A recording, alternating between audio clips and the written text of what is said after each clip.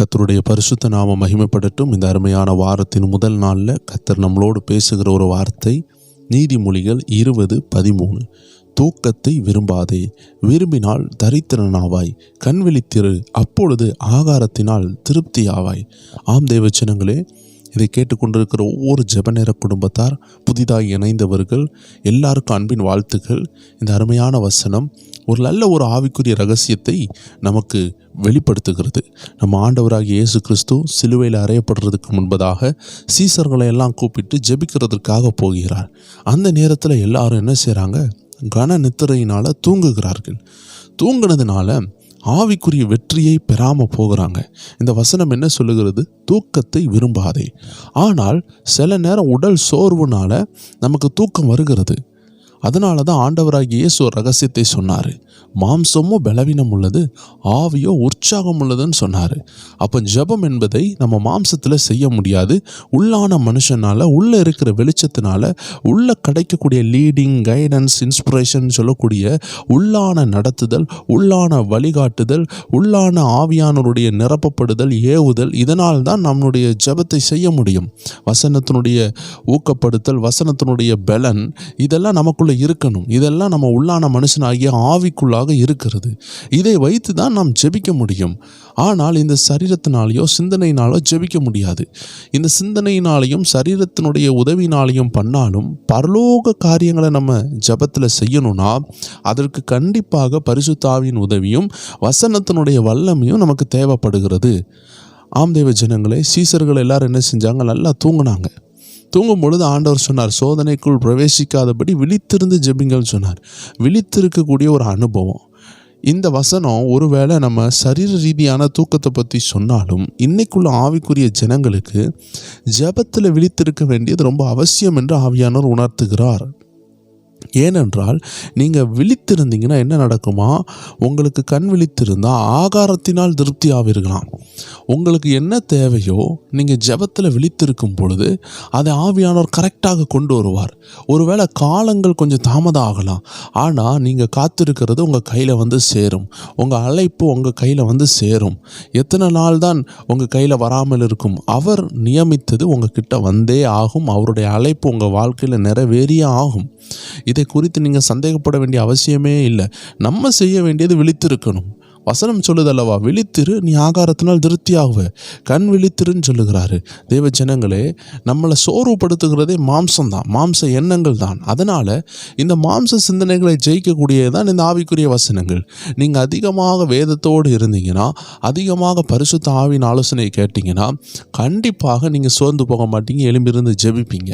ஒருவேளை காலையில் எழும்பி ஜெபிக்க முடியாட்டியும் தேவ மனிதர்களுடைய பாடல்கள், ஆராதனைகளை இதை ஆன் பண்ணி விட்டுட்டு நீங்கள் அது கூடவே எழும்பி நீங்கள் ஜெபிக்க ஆரம்பிக்கலாம். நல்ல முன்னோர்கள் நிறைய ஆலோசனை சொல்லுவாங்க. அதில் ஒரு தேவ மனிதன் இப்படியாக சொன்னார், அநேகருக்கு அதிகாலை எழும்பி ஜெபிக்க முடியாது. ஆனால் என்ன செய்யலான்னா, காலையில் நீங்கள் எழும்பின உடனே உங்கள் செல்ஃபோன்லேயோ இல்லை ஒரு கேசட், சிடி ஏதாவது இருக்குதுன்னா, டிவிடி பிளேயரில் பென் டிரைவர்ஸோ, இன்றைக்குள்ள காரியம்படி மெமரி கார்ட்ஸோ இல்லை ஆன்லைன் டிஜிட்டலில் உள்ள ஏதாவது ஒன்று நீங்கள் ஸ்பீக்கர்ஸை ஆன் பண்ணி விட்டுட்டிங்கன்னா, ப்ளூடூத் ஸ்பீக்கர்ஸோ ஏதோ ஒன்று ஆன் பண்ணி விட்றீங்க.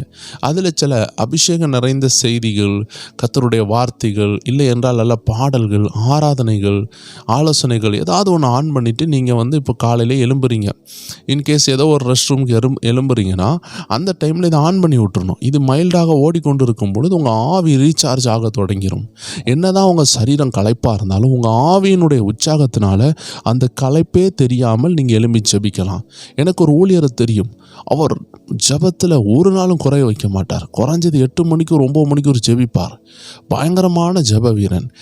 எப்பொழுது ஊழியத்துக்கு போயிட்டு வந்தாலும், ஒருவேளை அது 4 மணி விடிய காலையில் வந்தாலும் 1 hour ரெஸ்ட் எடுத்துட்டு திரும்பி எழும்புவார். எழும்பி திரும்பியும் ஜெபிப்பார். 2 மணிக்கு ஒரு ஜெபிச்சுட்டு திரும்பி ஒரு சின்ன ரெஸ்ட் எடுத்துட்டு திரும்பியும் அடுத்தது ஊழியத்திற்கு ஓட தொடங்கிடுவார். இப்படி பயங்கரமாக தேவனுக்காக ஓடுகிற அந்த நபர் ஜெபத்தில் குறைவே வைக்க மாட்டார். காரணம், அவ்வளோ உடல் சோர்வு இருந்தாலும் ஆவி உற்சாகமாக இருந்துச்சு.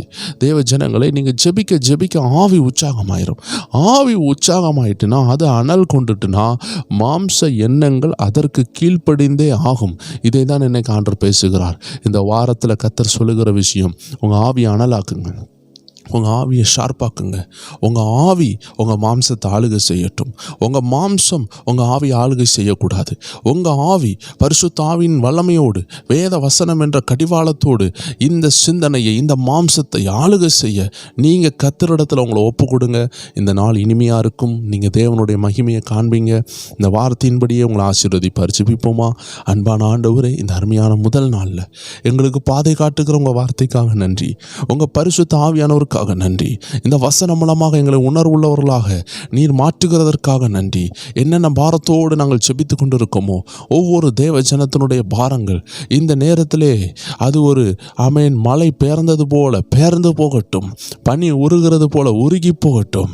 மேக ஸ்தம்பமாக, அக்னி ஸ்தம்பமாக ஜனங்களை சுற்றிலும் என் தேவாதி தேவன் இறங்குவீராக. பாதுகாப்பை கட்டளையிடுவீராக. பிறந்த நாள், திருமண நாள், ஆண்டவரே நல்ல காரியங்களை கொண்டாடுகிற தேவ ஜனங்கள் மேலே தேவ கிருபை இருக்கட்டும். ஒருவேளை ஆண்டவரே முயற்சிகள் பண்ணி கொண்டிருப்பாங்க. என்னென்ன முயற்சியாக இருக்கலாம். படிப்பினுடைய முயற்சி, வீடு கட்டுற முயற்சி, வெளிநாட்டுக்கு செல்லுகிற முயற்சி, இன்டர்வியூகள் எதெல்லாம் இருக்குதோ இன்னைக்கு ஆண்டவர் ஆசீர்வதிப்பீராக. ஆண்டவரே எக்ஸாம்ஸ் எழுதக்கூடிய ஆண்டவரை யாராக இருந்தாலும் பலப்படுத்துங்க. வியாதியில் பலவீனப்பட்டவர்களை எழும்பி பலப்படுத்துங்க. வேலை இல்லாமையில் இருந்து வேலையை கொடுத்து ஆசீர்வதிங்க. வருமானம் இல்லாமை என்ற வறட்சியிலிருந்து தேவ ஜனங்கள் வருமானத்திற்குள் வரட்டும். ஜெப இல்லாமையில் உள்ள வறட்சியிலிருந்து ஜெபத்திற்குள் வரட்டும்.